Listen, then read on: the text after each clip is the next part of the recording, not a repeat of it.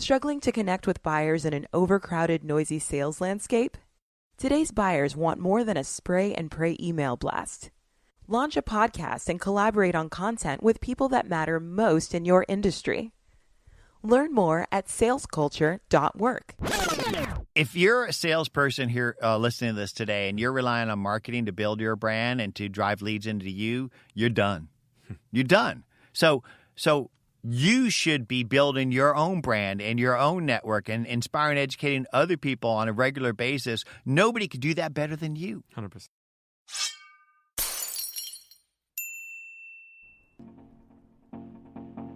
What's up, everyone? I'm Joe Lemon. Thank you so much for tuning into the Real Value Exchange. So on this episode, I have Jon Ferrara. And as you just heard in the clip, he's a heavy hitter. He's a pioneer when it comes to the whole CRM front. He's one of the first guys to launch one of the first CRMs called GoldMine back in 1989. He eventually sold that for $125 million, and now he has a brand new project that he's working on called Nimble. It's been out for a couple of years, so I shouldn't say brand new, but man, it's different than most CRMs. I normally am disgusted by trying to, work these platforms so I can just push data into it. I feel like it should be helping me out as a person who's in the field, and most of these platforms don't. But Nimble's been pretty cool. I've been using it now for the past month, and it's really intuitive. So I'm not going to go too heavy into it. I'm going to let Jon get into some of the values with it. But man, there's going to be some key takeaways today. Is he lays out a step-by-step process for how you can build your micro influencers. And this is something that all of us should be interested in doing, because that's the power of social media. It allows us to build these relationships at scale, right? So it's storytelling at scale. It's, finding a way to kind of have these one-to-one connections at scale. And that's the beauty of it, really. I mean, that's what it is for us in the whole business world. We can dive into it, build better relationships, have targeted information for people whenever they're looking for it. And that just takes a little bit of listening. And that's how you would do with any other good relationship. It's not the person who's always running their mouth. It's the person that's listening that normally adds the most value to it. So anyway, with that said, I'm not going to ramble on here. I want you guys to enjoy this episode with Jon Ferrara and have your notebooks ready. And just one other note, he's currently running Nimble without doing any advertising, which is ridiculous in SaaS businesses normally. And he's not doing it on a small scale either. He has over 100,000 active users on Nimble, and he hasn't had any advertising. So this guy knows what he's up to when it comes to leveraging social media, as well as just the right way to go about social selling. So with that said, sit back and enjoy this episode with Jon Ferrara. I'm excited to talk to you.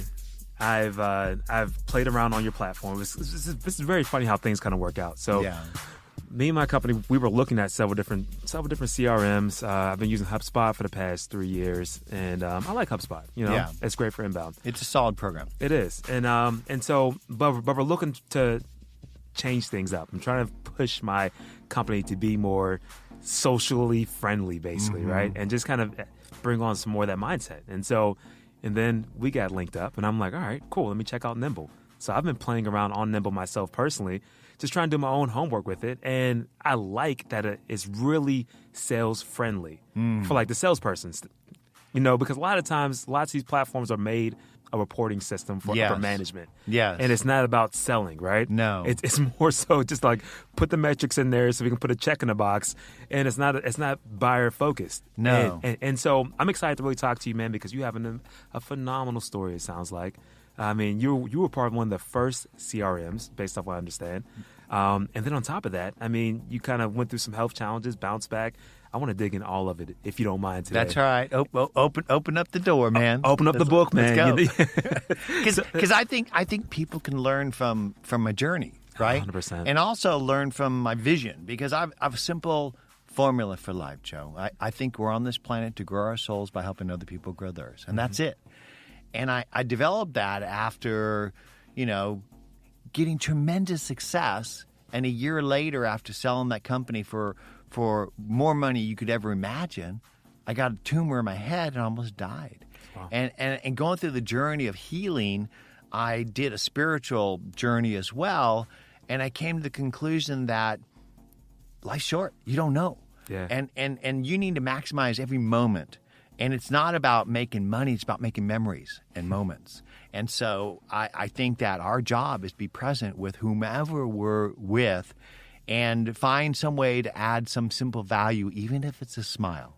Man, you know what? I believe in that so much. And you know, when you were talking about CRM, Yeah. I wanted to riff on that a little bit. Okay. Wait. I want to build some context first, if you don't mind. Sure. Can we talk about how you were growing up? Where are you from originally? West Side. I'm from L.A. Born and raised? Yes, sir. Okay. Yeah. So, which neighborhood? Largemont. Okay, Hancock cool. Park. Cool. Yeah. So I grew up Hancock Park adjacent. Adjacent. Yeah. I like this already, man. Yeah. So Yeah. you know, we had a beautiful house. It was a 1920s Craftsman. In fact, I think it was like 1912 Craftsman. Okay. And they have some really beautiful homes in L.A. Yep. And I don't know, it could have had 4 or 5 bedrooms, whatever, but it was nowhere in comparison to my neighbors who lived just a few blocks away who had 13 bedrooms and a bowling alley in their basement. And so I went to school with, you know, really affluent people. Sure. And we were middle class, right? Yeah. And that's all right, right? 100%. Because I think that's the heart of America. And so I grew up, my dad was in the car business. I grew up on his car lots watching him sell. And He was I a great sales guy, too, you said, right? I mean, well, he was the number one salesperson in the country. Wow. And I have a beautiful photograph that was taken by Detroit. They sent a view camera out. That's a 4x5 camera, and took this beautiful picture of him in 1954 selling a Lincoln Mercury. And but as I grew up, I grew up watching the space program. I grew up inspired by what they were doing with the Mercury and Gemini and Apollo, and I wanted to be an astronaut. My uncle was he basically helped invent radar and microwave at MIT in the 40s. So he was president of IEEE, and he had his own aerospace company. So my mentors was my dad, who was an entrepreneur and a car dealer, and my uncle, who was really a technology pioneer and helped to really put man on the moon with the technologies that he was building with radar and microwave. Wow. And I really, you know, when you get to be a teenager, you separate from your parents a little bit, right? You push back. You start becoming yourself. Mm-hmm. And I'm going through that right now with my 14-year-old daughter, who's you know, she's kind of a little rough sometimes with her attitude and things. But you have to do that to separate and grow, because you got to become yourself. Got to find yourself, right? And so I just decided I'm not going to be in sales. I'm going to be a scientist, and I went to school and studied computer science. I bought my first computer in 1978. I was 18, and it was Apple IIe. Cost me $3,600 back then. That was a lot of money. Wow. And I basically poured myself into getting a computer science degree, but I couldn't afford my way through college. So I had to get a job, and I got a job at a computer store. And it turned out that I was really good in sales. Mm-hmm. In fact, I sold the first 300,000 microcomputers to Southern California corporations before there was really computers on the desk. And back then, there were 55% margin on computers. So you could do the math on the dollars there. So I was doing really well, living at home, going to college, making this great money. But I still didn't want to be in sales, so I got a job at Hughes Space and Comm and Missile Systems and did aerospace stuff for 2 years, long enough for me to figure out I'm not an aerospace guy. And I got a job at a startup in Boston, a network operating system company, and they put me in sales. And so there I am in sales in 1986, 87. And they basically gave me leads. Well, they weren't really leads. They were a piece of paper with phone numbers of large IT contacts at big corporations. And they said, go get them. So I'd basically pick up the phone and I'd cold call those people and put notes on that paper. Yeah. And then I had a thing called a day timer. You ever seen a day timer? No. It's a leather-based thing that's a paper-based calendar with an address book. One of those planners. Yeah, I got you. Yeah, there were no smartphones back then. Right. They were bricks. So I basically put my appointments in my day timer, and I communicate with my team members in that office with pink while you're out slips. And I said, there's got to be a better way. And because I worked my way through college in a computer land store, I knew every software on the market. There were only 300 to 500 programs back in the day. And I knew there wasn't a program that integrated email, contact calendar with sales and market automation. So I quit my job and I started a company called GoldMine. And it turned out to become a GoldMine because it was the first program that was built that integrated email and contact and calendar and sales and market automation. We basically were Outlook and Salesforce before either existed, and the world lived in GoldMine. We started that company on $5,000, never took a dime of venture, grew it to about $100 million in revenue, and about 10 million customers, and we sold the company, and I retired at 40. Phenomenal, man. That's phenomenal. I mean, you know what's so funny about this story? It sounds like you were trying to get away from sales. Yeah. Coming up. Yeah. And it kept reoccurring back throughout your life. And yeah. And, people buy from people they like, know, and trust, and you have to build intimacy and trust in order to get somebody to open up to you about their business issues, which as a professional you can then solve. And so I think that relationships are critical to your success. Your network, your personal brand, plus your professional network is your net worth. And I'm not just talking about salespeople. I'm talking about anybody listening to this today. Anybody in the world should be worried about their brand and their network because that's their net worth. And the problem with CRM is it isn't really about relationships. It's about reporting. So CRM stands for Customer Reporting Management, not Customer Relationship Management. And the reason they call it Salesforce, you have 4 salespeople to use it. Nobody in their right mind would use a CRM if they weren't beat on to do it. And I know because I invented it. But when I invented CRM, it was about relationships. It was contact management is the heart of CRM. Right. So it's the contacts, the email, the calendar, the interaction, the relationships. That's the heart of the process. But what happened was back in the GoldMine days, we were Outlook and Salesforce combined. So people lived in GoldMine. But with Salesforce and CRM, people live in Outlook and now Gmail, G Suite, and now social. And they go to the CRM to feed it. Yeah. And that's the broken link is because relationships are built in email, calendar, contacts, and now social. And back in the day, it was Outlook. Now it's Office 365, Gmail, G Suite, iCloud, and social. And then you go to the CRM to use it. So you work for the CRM, and you have to go to it to use it.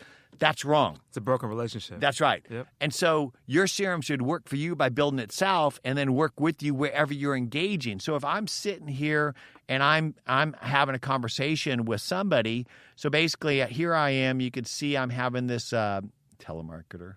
No, I don't want to talk to the telemarketer. So I'm sitting here and I'm going to have a meeting this afternoon with this person, Gretchen. How many times have you been in your phone and you basically see a calendar appointment and you kind of want to know who they are? Yep. You Google them. It's a lot of work. Well, with Nimble, what you do is you basically go and say, share a contact. You send it over to Nimble, and Nimble will automatically build a record on who they are, where they're from, where they work, what they're influential in, and the history of interactions that you and the team have had on email, calendar, and social, giving you the context and insights you need to engage because it's your job to know who somebody is about. Right. And what their business is about and the history of interaction for you and the team so that you can be prepared for that engagement. So, I mean, a lot of times, especially in business-to-business SaaS businesses, I mean, man, there's so many pieces of software out there. In sales alone, I want to say there was a list of 1,500 different type of platforms that link other platforms together. I mean, and it's like, who has time when you're building a business to go manage your team, evaluate all the software out there, and then try to go whip your team into using it. I mean, come on. So let's talk about that because what you just said is really important. Yep. So a CRM system is simply just a database. That's it. It's a database for you to type stuff in and log things so you can run reports on things. But ultimately, that only benefits management. It doesn't benefit you. Right? And so what you need is information on who somebody is. You need to know who they're about, what the history of interaction, and then you need to follow up and follow through. That's contact management. And so I think that most of us really need a really kick-ass contact manager, and we don't need a CRM. But if you talk about the sales marketing technology stack, which you just referred to, there's exploding amount of tools. If you buy a CRM, it's not enough because a CRM is only a database. It's only as good as the data you put in. So then you need some sales intelligence software that tells you who somebody is and what they're about. So you could buy things like Inside View or LinkedIn Sales Navigator or DiscoverOrg or Raintree, but you need that business intelligence to enrich the CRM. Then once you know who that person is and what they're about, you need to be able to segment people in that CRM to then outreach to. So you need the contacts to be enriched, and then you need to segment, and then outreach and one-to-one emails. So you need some sort of sales enablement, email tracking, templating software. And so people have to buy a CRM, sales intelligence, and then sales enablement like SalesLoft, ToutApp, Engage.io, whatever. There's tons of them, yeah. Right? Yep. And so by the time you get done buying the 3 to 5 different tools you need in order to arm your business to do effective sales and marketing, you're spending $500 to $1,000 per rep, and they don't even use this stuff because it doesn't really talk to each other. And so that's why I got back in the business, is because I believe that your CRM should work for you by building itself. Yeah. And then work with you wherever you're engaging in your email inbox, in your social stream, in your mobile, giving you the context, who somebody is, what they're about, the insights, and helping you to take action. Because I think the biggest cause of failure in business is lack of follow-up. It's the basics that wins games. I would agree with that. I would agree with that 100%. And, if you think about where we're going as globally, right, just where we're going with technology. I mean, for one, everybody's personal brand has exploded. I mean, just as you said, if you're in business doing anything, selling anything, you have any quotas, metrics that you hold yourself to around building relationships, meeting new people, I don't know how you don't work on your personal brand. Yeah. I mean, every day. Yeah. If you should Google yourself right now. Whoever's listening to this, put your name in the Google thing, and if you don't show up on page 1, you're in trouble. Yeah. Right? Yeah. And so there it is. If you don't have a couple links there, at least, right? I mean, That's right. Yep. It's a nice write-up on you. Look at you. You're busy. Yeah. I like it. I mean, so if you think about it, things are becoming so much more fragmented. And if you think about how companies are looking at it, it's like, okay, I got to spend $1,500 on Joe so we can have all this tech, right? Opposed to, okay, how do we drive the cost down? Because that's what technology has been doing for us, driving the cost down so we can do those same things. And I mean, now it's almost this bottom-up approach that I see really bring your tools to work with you. 100%. Yeah. I mean, and you think about where we're going as the whole gig economy really starts to explode. More and more type of companies looking for like outside help. Yeah. People want to have everything already set up for that. That whole rep to pretty much come in and work as a contractor. Yeah. And say, this is the project that we're working on, and come with it yourself. Yeah, I love that vision. That's actually, we're aligned there. Yep. And here's my theory. I think we all need a personal CRM. Yeah. Right? Yeah. Right? We need a golden Rolodex. Yeah. Right? Yep. And when you go to a back business, to the basics, though, right? I mean, Yeah. this is how it was back in the mid '80s, early '90s. You walk into a business and you put your Rolodex down. Yeah. Right? You bring it with you. Right? Yeah. And so if you think about it, GoldMine got sort of eaten by Siebel and then Salesforce because management was afraid what sales reps were doing with their personal Rolodex, and they want to control the contacts. But if you think about it, most salespeople don't put their golden Rolodex into the company's CRM. They don't. They only put the ones that are ready to be closed so that they can get paid on them. Yeah. But they keep the other ones close to their vest. Imagine if anyone listening to this today went out and signed up and started using Nimble personally for their golden Rolodex, their personal CRM, and they were able to bring it to work with them and plug it into their Salesforce or their HubSpot or their Dynamics. That works today. It does it. So we bidirectionally synchronize with over 130 SaaS business apps. So that means that you could essentially plug your Nimble into the company CRM and be able to put the contacts into the company CRM you want. But if you're in Salesforce or HubSpot, you hit the Nimble button in the browser, Nimble comes up, it knows you're looking at Joe's record, and it builds a record automatically and enriches it for you, saving you all that work. But basically, you're able to then take Nimble and work anywhere. As I'm reading a Forbes article and I want to know who, Joe Biden is, and I want to put him in a Nimble system, I could do that, but it also goes into the CRM. Right. And so Nimble could either be your social sales and marketing system for yourself or your business, which it's suitable for many businesses, or it could work within your existing ones. So we actually have a deal that we signed with Microsoft, who is the biggest tech company in the world. Yeah. And they are reselling Nimble globally with Office 365. Oh, really? Even though they have a CRM. Huh. And imagine that, right? Yeah. And so one of the ways we're able to scale GoldMine was we latched on to Microsoft as they started evolving in the marketplace. So we started by latching on to Novell resellers. You probably never heard of Novell, but Novell was the network operating system for small businesses back in the day until Microsoft ate them. So Microsoft doesn't innovate, they iterate. They wait for somebody else to build the market, then they come out with something big enough, and they build something good enough, and they eat the company. So they basically came out with NT Server, and they ate Novell. And so what we did is we mapped into NT Server, SQL Server, and Exchange Server as a requirement for our GoldMine Enterprise product, thereby giving our customers a scalable solution, our partners $10 of products and services add-on to every GoldMine dollar, but more importantly, became Microsoft's number one ISV, and they pushed us globally. And so history repeats itself. When we started Nimble, there was no Office 365. Basically, Gmail G Suite was the cloud email, contact, and calendar platform, and we layer on top of that. So if you think about it, email, contact, and calendar is the foundation of every business. 100%. Yeah. And today, the operating system of your business is Gmail, G Suite, or Office. That's your choice. And then on top of that, you need a team contact manager. That's Nimble. And you need a simple sales and marketing system. That's Nimble. But we also bidirectionally synchronize with 130 SaaS business apps, which means if you have QuickBooks or MailChimp or even HubSpot or Salesforce or Dynamics, we can unify all those contacts, giving everybody in the team one contact to work from. But the reality is that if you gave all of Microsoft's customers Dynamics today, very few could even use it. It needs to be implemented. Customers can't implement. They want something that implements itself. That's Nimble. Yep. And so we not only help sell Office, but we make it sticky and we become a gateway to Microsoft's other crown jewels, which is Azure and Dynamics. And so not only is Microsoft walking us into the distributors worldwide, but now we're talking about them actually selling it direct with Office on their website. Wow. Jon, how did you work that deal? That's that's the best partner to have. Yes. They already own LinkedIn. Yes. Which has their, clunky CRM type of setup. It's LinkedIn Sales Navigator. Yeah.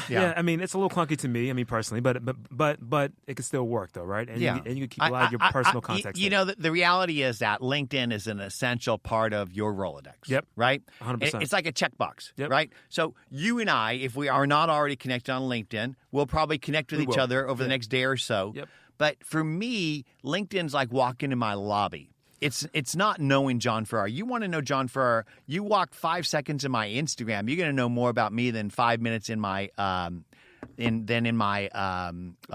pages, right? In my LinkedIn pages, right? Sure. And so you want to know about Jon Ferrara, you just look through that. That's my 5 F's of life: family, friend, food, fun, and fellowship. That's how human beings connect. Mm-hmm. And so a chair has at least 3 legs, maybe 4 or 5. Mm-hmm. LinkedIn's 1 leg.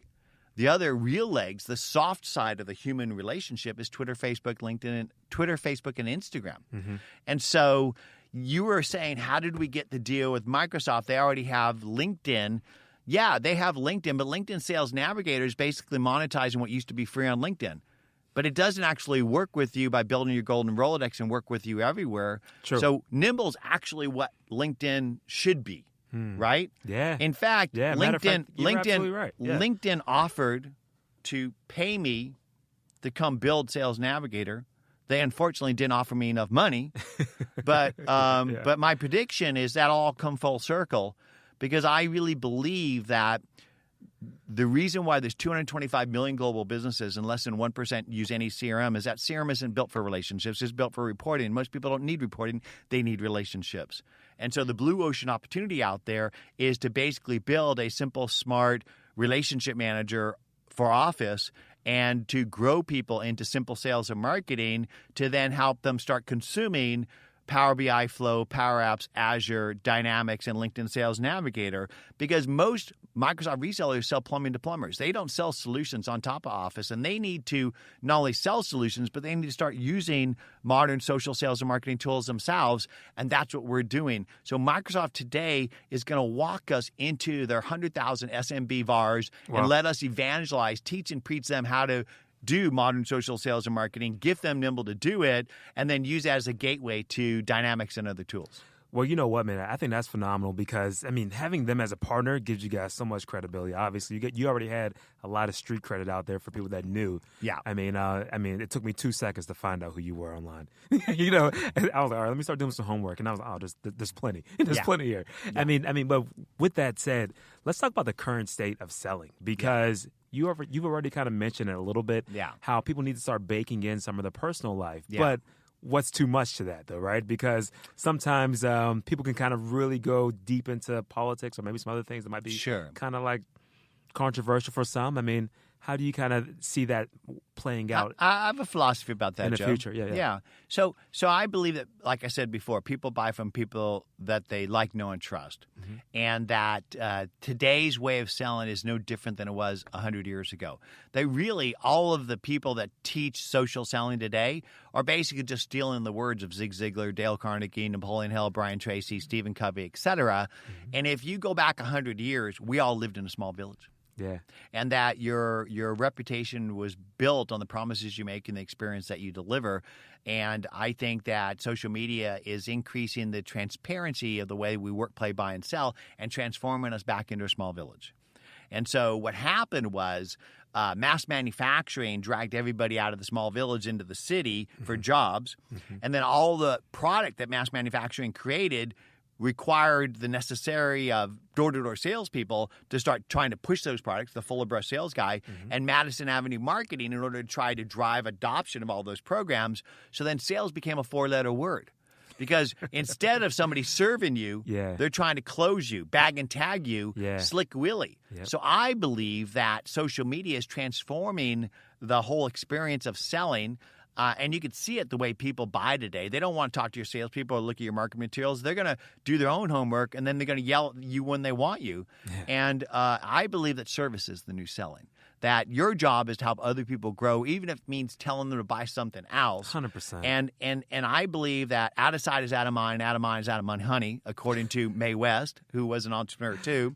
And the way to stay top of mind isn't to sell, is to serve. And I believe if you teach people to fish, they'll figure out yourself fishing poles. So if you're listening to this today, what you should do is give your knowledge away every day. Basically, if you're not waking up in the morning, drinking coffee, and trying to consume more knowledge about how to be better, smarter, faster in and around the areas of your products and services, then you're not growing. And you should, when you find things that inspire you, just share it. Hashtag it, attribute it, share it. And what that does is like dripping little lures out into the social river, and people bite on it, and then you got to listen and then reel them in. And basically, you don't, when you reel somebody in, you don't tell them, hey, buy my product.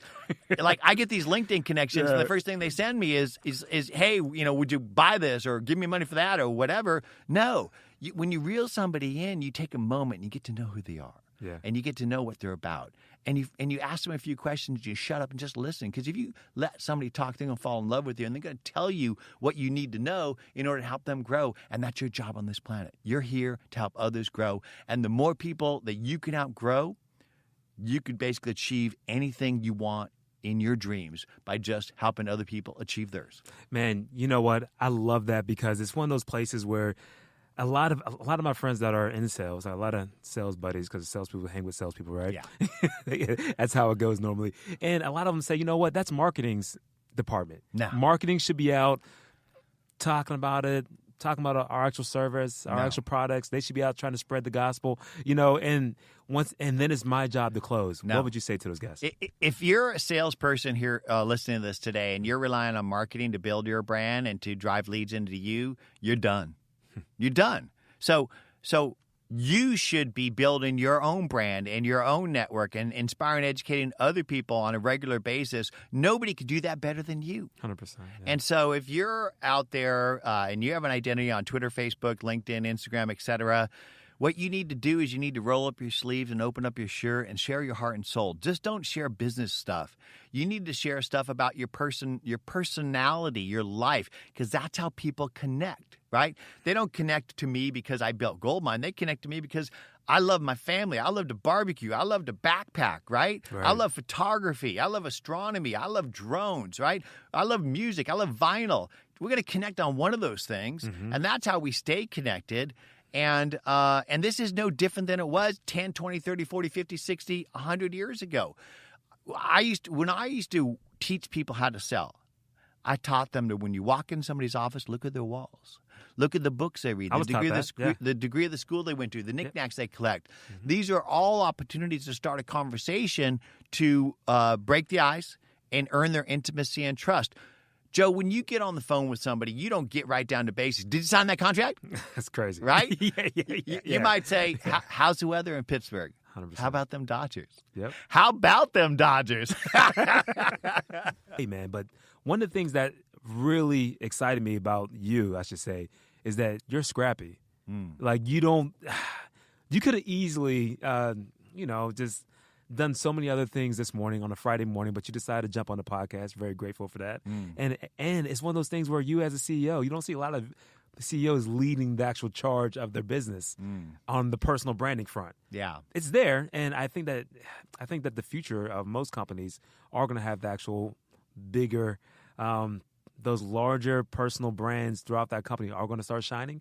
But right now, that's still far and few between, right? Yeah. You have a couple names that you kind of recognize. And how do you stay so scrappy, man? And how do you stay just so motivated to kind of do all those little things that a lot of us have kind of forgot? Well, Joe, first off, I think that CEO stands for Chief Evangelist Officer. Nice. Right? Yeah.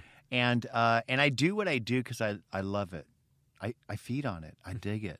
So my ENT, Joe Sugarman, and if you ever have an issue with your throat, mouth, whatever, go see Joe Sugarman. He's the best ENT in L.A. He saved my life, found my tumor back in the day. But I was walking out of the doctor's office one day, and you know how they put you in those cubicles, you basically there's like 5 or 8 little rooms. They put you in there, and then, they come and they go back and forth between them. Mm-hmm. So I was walking out of my cubicle after I was done, and I bumped into this little old man. And I looked down, and I said, "Shit, you're Mick Jagger." You're old and short.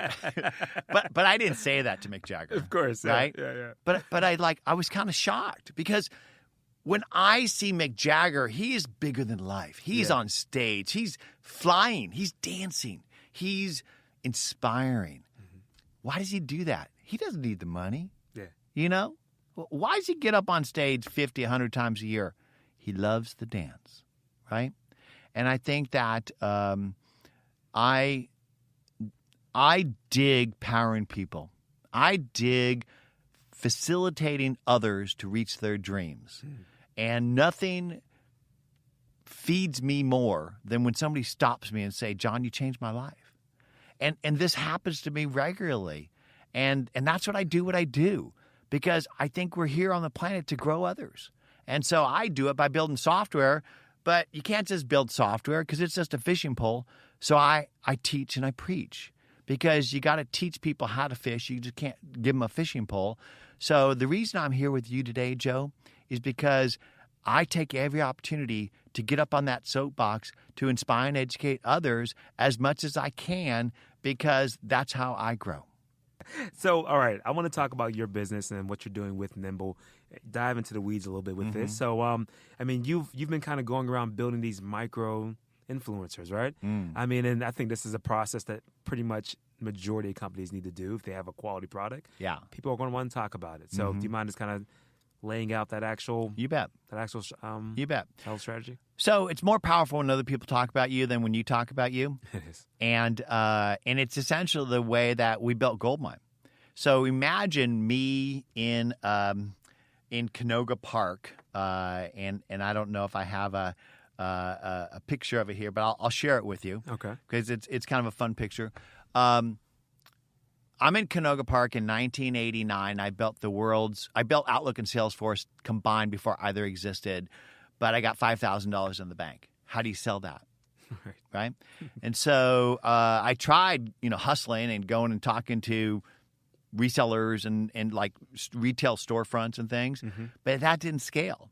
And so what I did was identify the influence of my core prospect in and around the areas of promise of my product. That was the person that sold them the network. So the person that sold them the network, if I could get them to use GoldMine, they would then possibly recommend it because I believe people sell what they know and they know what they use. And so I basically cold called every Novell resale in the country, and I built a network of 500 people using GoldMine. Then they started to resell it, and that's how we got to our first $100,000 in monthly recurring revenue. And then when Microsoft ate Novell, I basically built a relationship with Microsoft, and there are hundreds of thousands of resellers, and that's how we got to $100 million in revenue.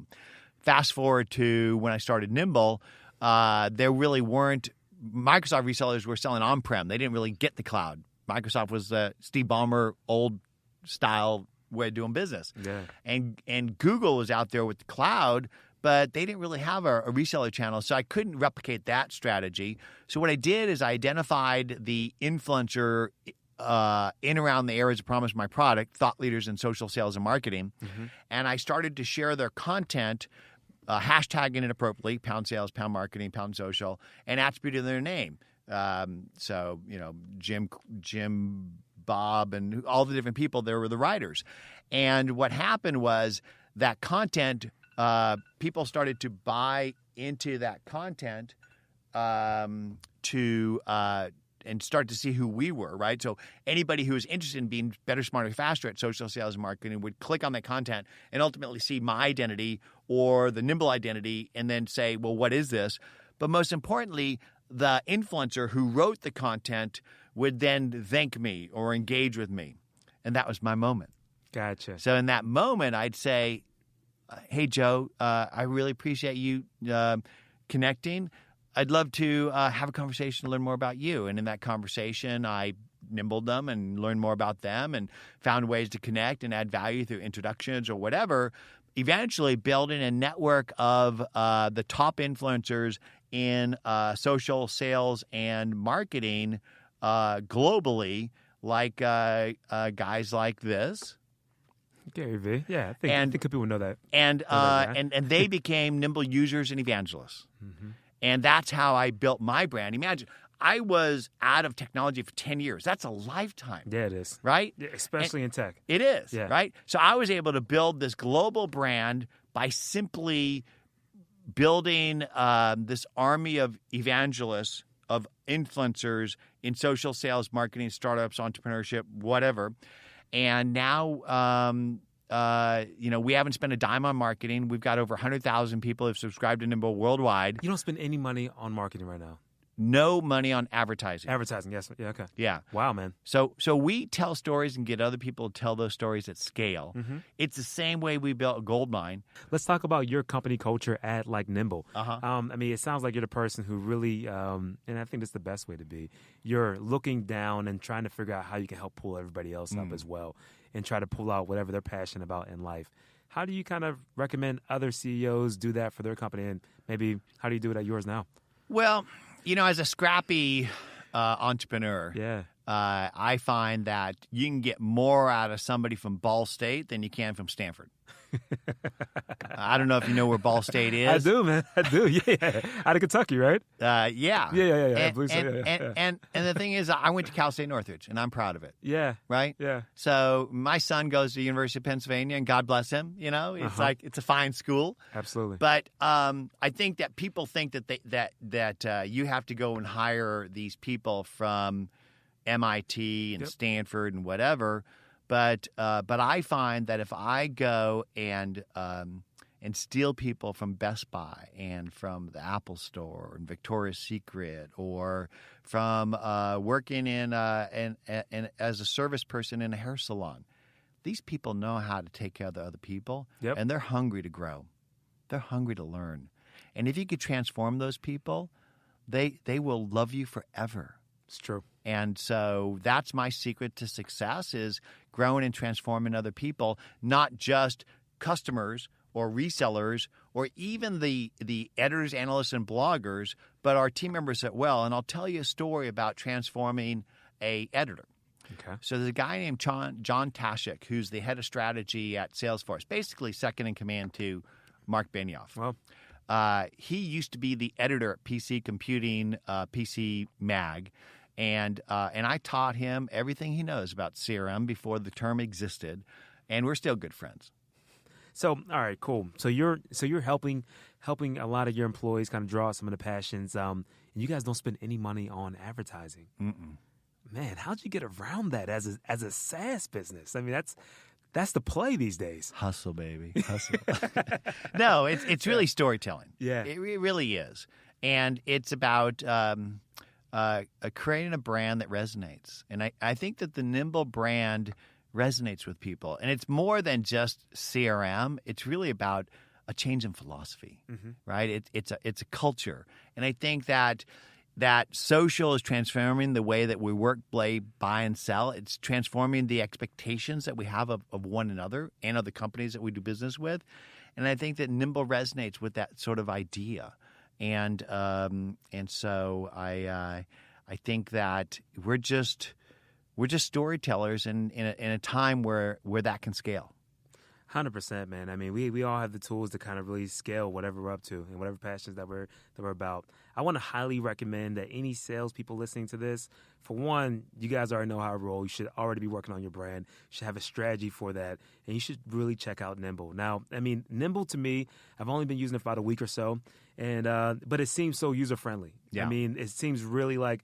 I mean, I'm in B2B sales, so I travel a lot and I have to cover territory, and I just don't have time to jump on my laptop all the time. Mm-hmm. I got to operate solely for myself from maybe the iPad if I have a moment, and I think that your tool is really user friendly. So yeah, I want to encourage any sales and marketing people who are on the road to give it a try. And I want to give them a gift. So normally Nimble is $25 per user per month on a monthly basis. It's $19 on an annual basis. But which I think costs less than a decent lunch these days, right? Oh, yeah. But I'm going to give you a code, Jon40. That's JON40. If you sign up for a trial at nimble.com and enter that code with your credit card at the end of the 2 weeks or anytime during it, you're going to get 40% off your first 3 months. Really cool, man. I appreciate you giving that whole offer out to everybody. And we're about to wrap up, but I want to know, is there anything new coming down the pipeline for Nimble? You got any surprises that's going to jump out at us in the next couple months or so? So I look forward to having a conversation with Satya soon, Satya Nadella, who I adore. That guy is an amazing leader. He used to be the product manager for Outlook Customer Manager, which was the Windows-based plugin to Outlook to try to make it more like GoldMine. So he has a love for this, and this is the blue ocean opportunity. Mm-hmm. It's not CRM, it's contact management. And that today, contact management is broken because email, contact, and calendar are separate in Gmail, G Suite, and Office. Right. And there's no team relationship manager. Basically, sales, marketing, customer service, and accounting have contacts in all those siloed applications. And the place where there should be a common contact record, it's broken because in G Suite and Office, every team member has a separate contact database. Nimble fixes all that magically. Yeah, man. I mean, especially with the whole idea of us looking at going more direct, that's where we're headed, where most opportunities are going to be one-to-one, people doing business how we used to do it. Joe, it's not about B2B or B2C. It's P2P in 8 states. It's people to people and 100%. Human to human. Yep. Heart to heart. P2P, man. I love that. All right, so we're going to wrap it up here. But you know what, John? So I have a question I ask everybody. I live by this triple G motto. It's called growth, grit, and give. Mm-hmm. If you had to put those in order for yourself, how would you do it? And that's growth, grit, and give. Okay, so I think that give is number one. Growth is give, growth, and get or grit? Grit. Grit? Mm-hmm. I'd probably say give, growth, and grit. I mean, grit gets you through everything, right? Yeah, it does. I was talking to my brother the other day, and he's struggling right now as a guy. He's 60 years old, and we all go through those moments in life where we're struggling. And I said to him, life's like a Beethoven symphony. There's high and low notes. Don't let the high notes get to you, right? Because you're going to go through moments in life where the world is shining on you and just throwing money and shit at you. Mm-hmm. Then you're going to go through life where they're throwing shit at you, real shit at you, right? Yeah, literal. And then you go, why is it shitting on me? Yeah. And then there's moments where it's just in the middle, right? And so I think that the secret to life is putting one foot in front of the other. It's pretty simple. But also, it helps to have the 3 Ps. Figure out what your passion is, build a plan to achieve it, make your purpose on a daily basis. And it's that purpose that is the grit. So when we started GoldMine, we used to live in Canoga Park. I don't know if you know where Canoga Park is, but it gets hot in the valley in the summertime, and it's a little smoggy. Yep. So one of the rare weekends we weren't working, we went down to Santa Monica Beach, and we're walking along the boardwalk, and we bought a postcard, the view of the ocean. And we put that on our refrigerator and said, we want to be there. Well, guess what? A year later, we had an office at PC8 and Sunset, and a year after that, we had the whole building. Wow. And that was our office overlooking dolphins swimming in the surf. So if you want to achieve something in life, figure out what your 3 Ps are. What is your passion? Build a plan to achieve it. Make it your purpose on a daily basis. Put one foot in front of each other every day. Grit does make a difference, but your whole purpose in life is about giving. Give, baby. Give, because you'll get anything you want. So true. Man, Jon, I got to say, I've loved talking to you, man. You got a ton of passion behind what you're doing. Thank you. You guys should totally check out Nimble. Give it a shot. See if it works for you. I'm enjoying this process myself. So with that said, I want to thank everybody for tuning in to the Real Value Exchange. And until next time, you guys be phenomenal. Jon, really appreciate this, man. Thank you, Joe. Dude, it's great, man. It's good? Seriously, you killed it, man. You rocked it. And with that, it's a wrap. I want to thank you guys so much for tuning in to the Sales Culture Radio Show. And to learn more about the agency, go to salesculture.work. And don't forget to rate it and subscribe wherever you listen to the podcast.